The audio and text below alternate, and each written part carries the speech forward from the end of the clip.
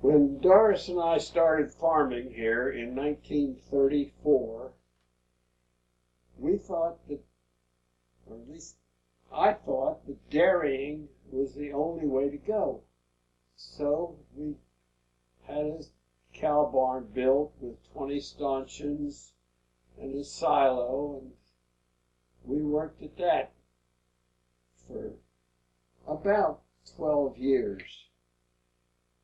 But as I look back, I think that the mosquitoes, the strawberry flies, the gnats, the greenheads, and the black flies got more out of the cows than we did.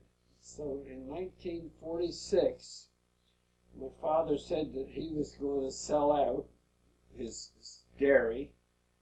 So I drove my cows up there and sold them at the same time as he sold his at auction.